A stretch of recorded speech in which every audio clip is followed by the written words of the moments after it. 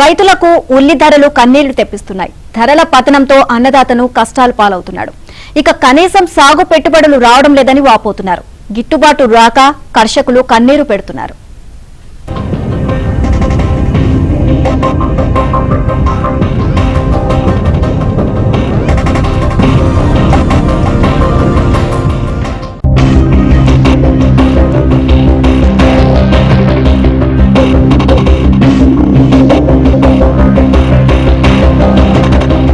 ఉల్లి రైతుకు కన్నీళ్లే మిగులుతున్నాయి.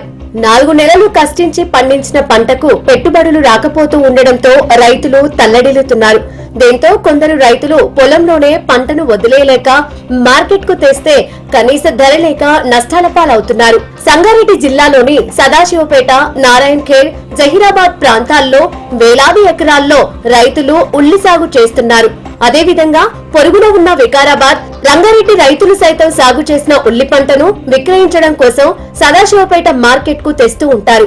ఉల్లి క్రయ విక్రయాలకు సదాశివపేట మార్కెట్ కేంద్రంగా ఉంటోంది. అయితే ఈ ఏడాది సరైన ధర లేక రైతులు తీవ్రంగా నష్టపోతున్నారు.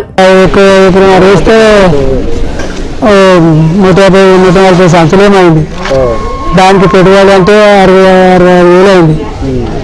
దాని పెట్టుబడి పెట్టినంత కూడా రాలేదు. ఎట్లా పెట్టినా 800, 900. ఎట్లా కావాలంటే 2,000, 2,500, 3,000 నమ్మాలి ఈ టైంలో గడ్డ. ఏమి తెచ్చిన ఉల్లిగడ్డ, ఏమి ఆటోని కూర, మనిషి కూడా కుళ్ళు అలాంటివి కూడా ఏమి దీనికి రూపాయలు కూడా మీరు అంత నష్టమే. రైతుల నష్టమే, కొన్నోడు నష్టపోడు. నేను మరి వ్యవసాయకాలం నష్టం, కొన్నోడు నష్టం అవుతాడు. వాడు ఒక 10,000 రూపాయల కిలో కానీ వాడు 25 రూపాయలు అనుకుంటాడు. వాడెప్పుడు నష్టం అవుతాడు, అంతా రైతులు నష్టం చేస్తుంది. దాని 2,000, 3,000 నమ్మాలి గడ్డ లాస్ట్ కంటే. ఈ సంవత్సరం అయితే చాలా ఉల్లిగడ్డ లాస్ వచ్చింది. వర్షాలు పెట్టి అట్లా వర్షాలు పెట్టినాయని మళ్ళీ ఇంత సినిమాలు వేస్తే కూడా రేటు లేదు. 900 అంటే ఏమొస్తుంది? ఒక కూలి మనిషి అడవిలో పిలిస్తే పొద్దున్నాక 400 కూలి.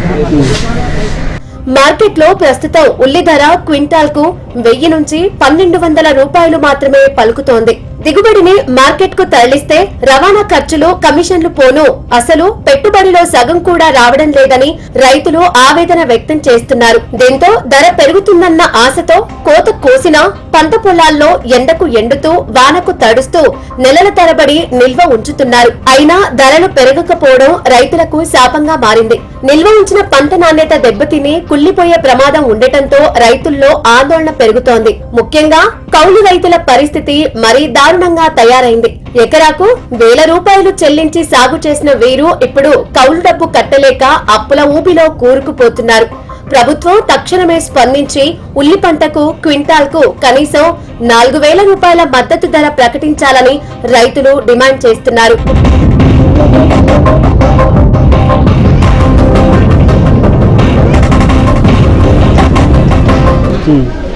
ఇప్పుడు 30,000 పట్టి అయింది, 40,000 పెట్టుకోమైంది ఒక్క ఎకరకు సంవత్సరం. ఏం చేయాలి?